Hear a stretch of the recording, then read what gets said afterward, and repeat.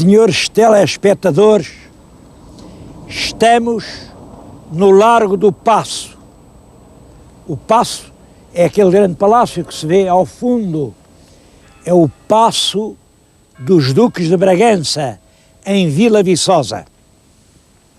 Bem, os portugueses, quando se fala em Vila Viçosa, pensam logo o Palácio de Vila Viçosa. E o palácio em que pensam é aquele. Devo dizer que isso não é exatamente certo. Em Vila Viçosa há pelo menos 3 palácios dos duques. O primeiro é ainda um palácio gótico, o palácio do Duque Dom Fernando II Duque. Hoje é um museu de caça. Bom, é um palácio mal assombrado, porque o filho desse homem que o mandou construir foi assassinado e paira ali a sombra dele. É um palácio maldito. O filho não quis viver lá, não quis. E mandou fazer outro ali daquele lado. Era assim um palácio com muitas casas, ainda o mais bonito que lá está é a cozinha. Reparem-me na cozinha, olhem tantos tachos. Bom, só que também aquele palácio ficou mal assombrado, porque o duque teve ciúmes, matou a duquesa e depois o palácio ficou com o fantasma da duquesa e o filho dele fez o 3º palácio. Esse é o que está na nossa frente. É o 3º palácio que se chama, em Portugal, o Palácio de Vila Viçosa. Foi o palácio dos duques, do Duque Teodósio I, do Duque Dom João, do Duque Teodósio II, do Duque João II, que foi depois rei em Portugal, e depois Palácio dos Reis para aí fora. Olhem, foi daqui exatamente daquela porta que saiu o rei Carlos para a viagem que terminou tragicamente no regicídio do Terreiro do Paço. Portanto, em Vila Viçosa não há um paço, há 3 paços assombrados. Não foi por isso que eu vim aqui, não foi por causa dos passos, já da outra vez falei nisso. Eu hoje fiz questão de vir aqui mostrar-lhes uma pousada da Natur. Ela está na nossa frente, vê na além aquele conjunto muito pitoresco de edifícios, aquela torre, tudo aquilo é uma pousada da Enatur. Casa aberta, quem quiser vai lá, entra, naturalmente paga, claro, e pode passar ali uns dias mergulhado dentro da história. Aquela pousada chama-se Pousada de Dom João IV.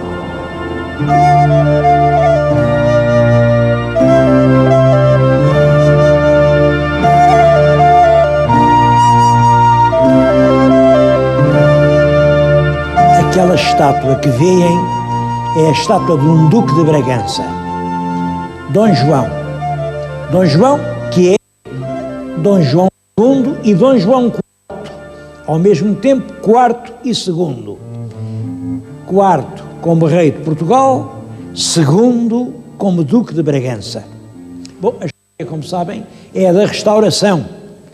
Em 1640, os portugueses que deixaram de concordar com o domínio da monarquia filipina foram a Vila Viçosa, disseram ao Duque Dom João: queremos que seja rei de Portugal. Ele aceitou, é a restauração.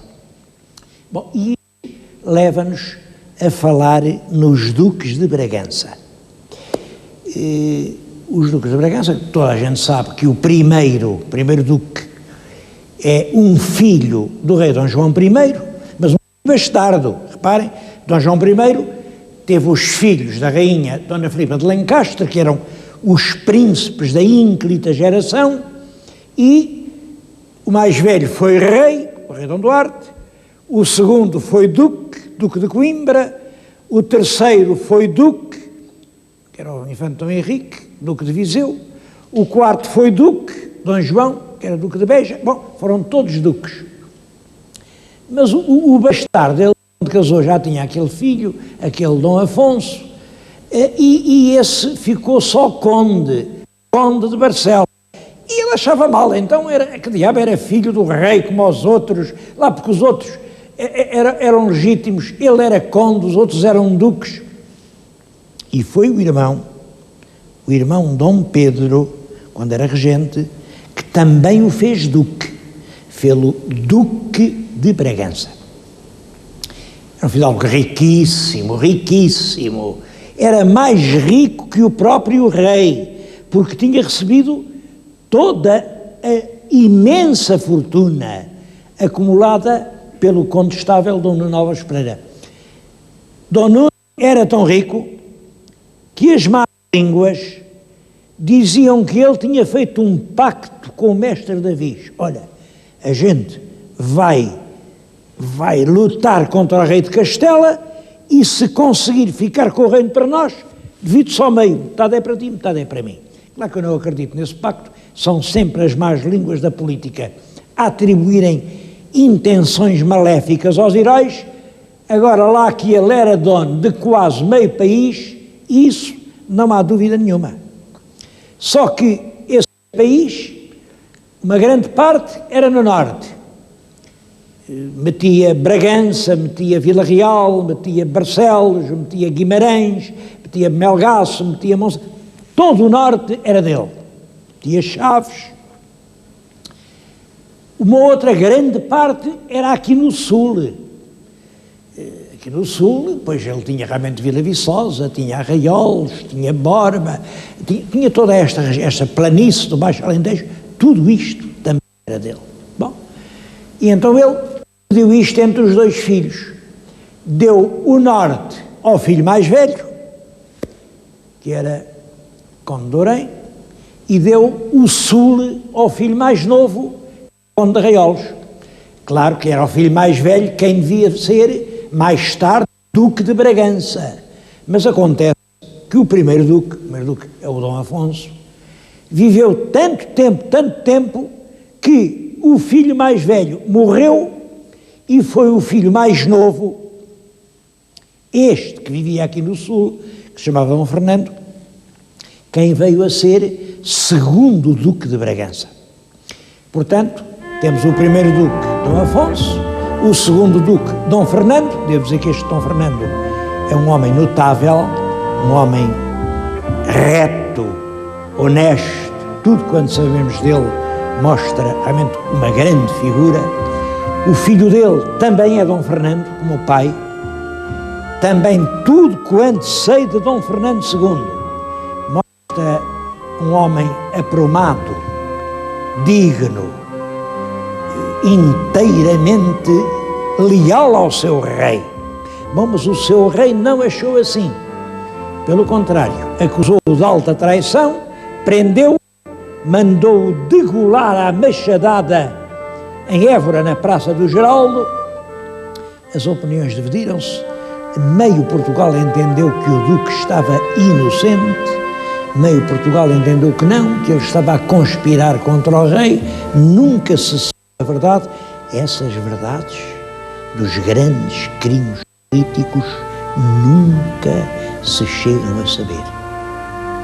Bom, a verdade é que o rei aproveitou isso, confiscou tudo quanto era dos duques, ficou com aquela enorme fortuna para si. Os filhos do duque tiveram que ir para longe, foram para Castela, foi a duquesa, levou os filhos, e o quarto duque, que era o Dom Jaime, foi criado no exílio, entre pavores e remorsos, a ouvir falar em bandos de sicários que o perseguiam para o matar, no temor de uma desgraça, e eu acho que foi isso que fez dele um desequilibrado. O quarto duque, Dom Jaime, era um desequilibrado. Casou com uma mulher lindíssima, Dona Leonor Guzmão. Era filha do Duque de Medina Sidónia e ele era terrivelmente ciumento. Um dia deu-lhe uma joia muito bonita, e passado algum tempo viu essa joia no feltro do chapéu de um pajem. O que é que ele pensou? Pensou, claro, é ela que o pai... E não, naquela mesma noite soaram as trombetas, fez justiça no palácio. A justiça foi mandar degolar a duquesa e mandar queimar vivo o pobre do rapaz. Passado algum tempo, caiu em si, viu que tudo aquilo tinha sido um engano, a mulher morreu inocente, esse jovem morreu se calhar sem saber porquê, e ele caiu numa melancolia profunda, profunda. Foi para expiar esse imenso pecado que ele mandou construir todo este convento, o convento das Chagas. O emblema do convento está aqui, são lágrimas, lágrimas de sangue, as lágrimas do remorso que o acompanharam durante toda a vida. Nós vamos fazer uma pequena visita à campa da Duquesa Morta.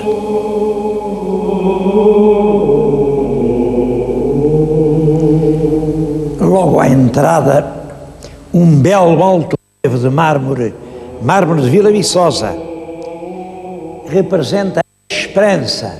Aquelas letras dizem: a esperança salva a humanidade. No interior está a lápide da Duquesa Morta. Podem ler perfeitamente comigo. Aqui estão os ossos da Sereníssima Senhora Duquesa Dona Leonor de Gusmão, primeira mulher de Dom Jaimes, quarto duque de Bragança. Faleceu em esta Vila Viçosa, ano de 1512. Um bocado estranha esta maneira de dizer, aqui estão os ossos. Bom, não sei se tem alguma relação com isso, mas durante longos anos havia aqui a lenda de que o fantasma da princesa degolada deambulava altas horas da noite pelo palácio em que ninguém mais quis habitar. Toda a Igreja da Esperança é uma pequena obra-prima. Eu acho encantadores estes frescos do teto, são pintura de freira, de uma grande ingenuidade, mas imensamente pitorescos. É uma pena que os não restaurem. E reparem, toda a igreja, o altar-mor, é uma bela peça de arte sacra.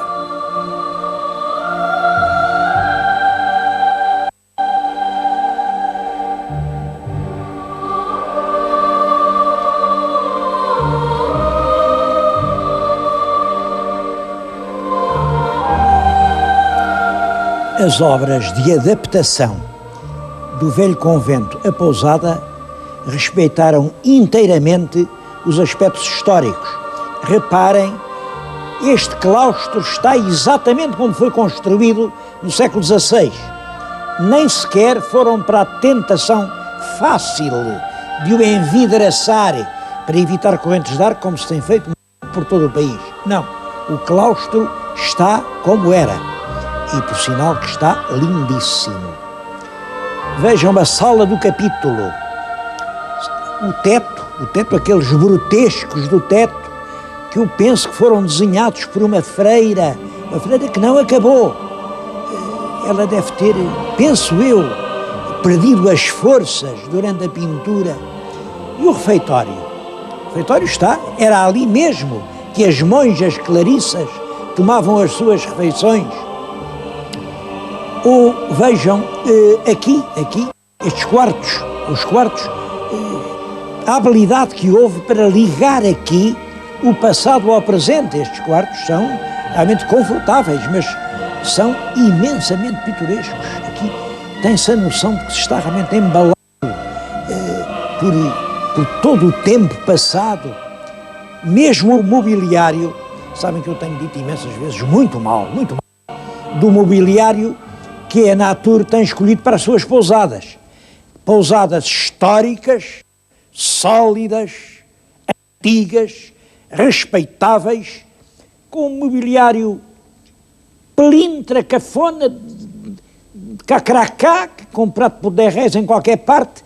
A gente não percebe, aquilo não condiz. Há ali qualquer coisa que não está certo. Eu já pedi para prestarem atenção. isso porque aquilo desacredita-nos. Aquilo é uma vergonha. Bom, aqui, felizmente, isso não aconteceu. Móveis que, evidentemente, não podem ser da época. Há raríssimos móveis do século XVI, mas são móveis com dignidade, com sobriedade, com a dimensão suficiente para tudo isto. Penso que realmente esta pousada é um belo exemplo de aproveitamento do monumento histórico para fins turísticos. Além disso, está situada aqui, numa região excepcionalmente interessante do Alentejo. Para visitar este pedaço de Baixo Alentejo, ir a tantos sítios bonitos, passam-se 2 ou 3 dias e ao alcance ficam alguns dos trechos mais significativos do Alentejo.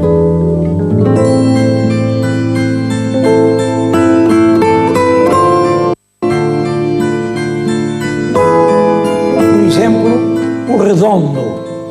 O Redondo é uma terra famosa por muitas razões, tem imensa história, mas é hoje um importante centro cerâmico. Há outros no Alentejo, mas toda a gente conhece a louça do Redondo. Eu vim a uma das várias oularias do Redondo. Reparem como estas peças são realmente magníficas. São realmente magníficas. Disto pode-se dizer que é, de facto, barro amassado em talento. Simplesmente, o talento é português, mas o barro já não é. Porque o barro em que são feitas estas peças vem de Espanha. Vem de Espanha, mas então em Portugal não há barro, ao menos barro. Há. Mas é muito mais caro. Vindo de Espanha, já preparado, com impostos, com transportes, com tudo, chega aqui por pouco mais de metade do preço do barro português. Isto é uma história para ouvir e pensar.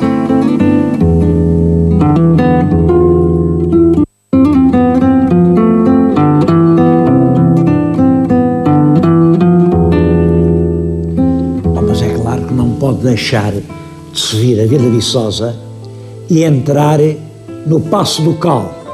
E eu entro aqui especialmente para recordar 2 nomes, ambos notáveis, mas ambos quase completamente esquecidos, de príncipes da Casa de Bragança. Um é um dos primeiros e outro é um dos últimos. O primeiro é Dom Duarte. O Duque Dom João, que veio a ser o rei de Portugal, Dom João IV, o restaurador, aquele da estátua, tinha um irmão, Dom Duarte. Parece que era uma bela figura, um excelente rapaz, loiro, bonito. Mas quando o Dom João casou com a Dona Luísa de Gusmão, ele vivia aqui, mas passou a dar-se mal com a cunhada. Isso compreende.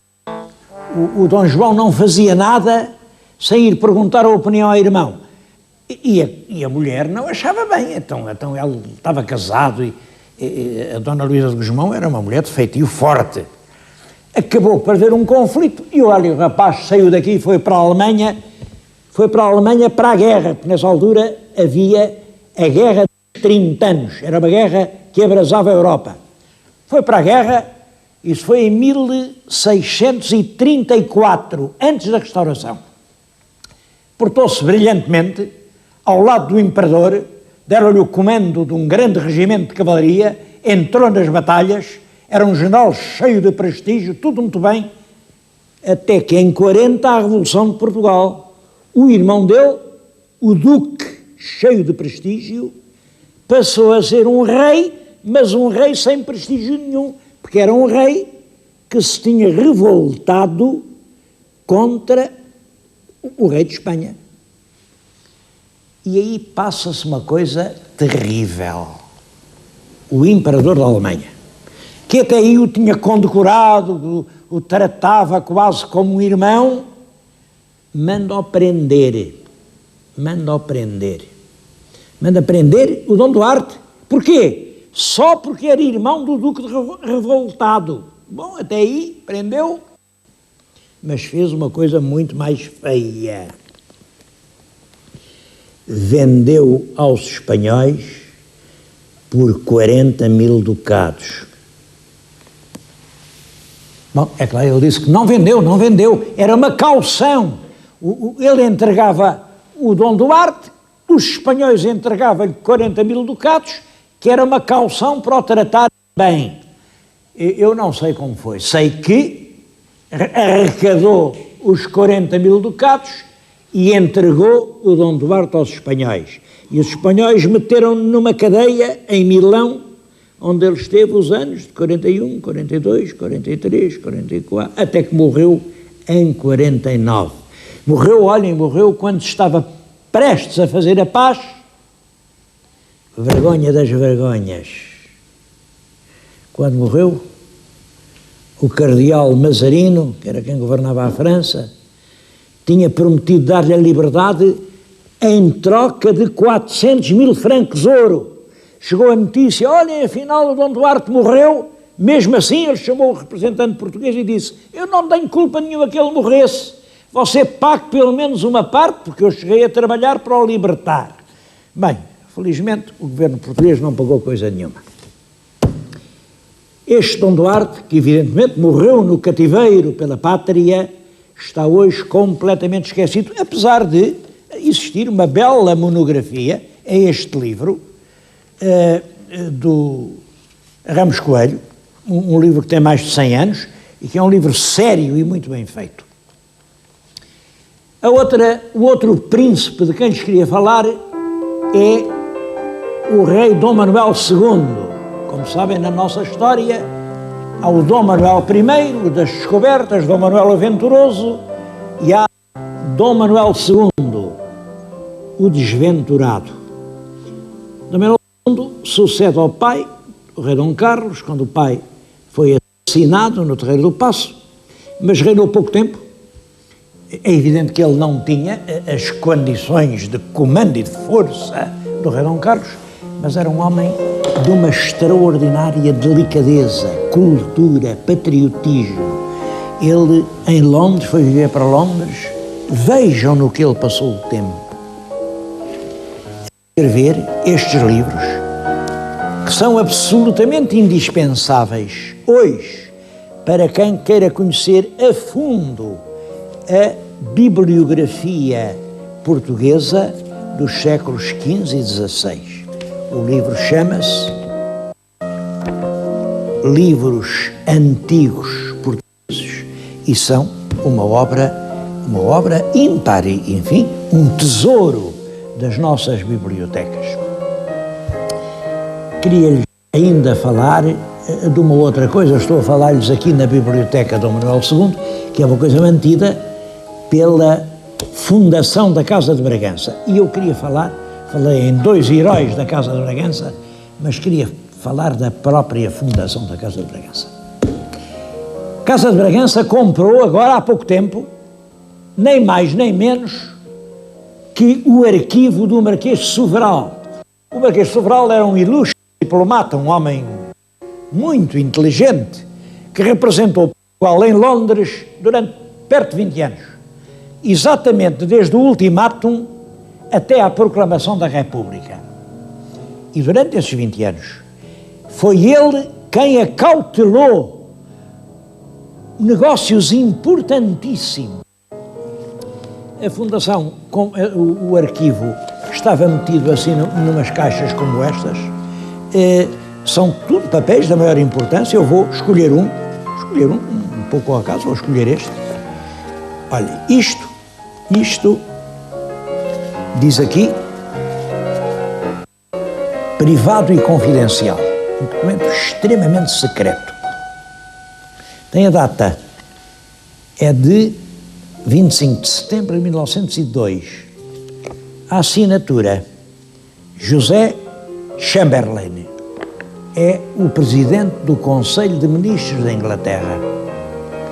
E escreve ao embaixador português, ele era ministro plenipotenciário, mas isso corresponde hoje ao embaixador. Para quê?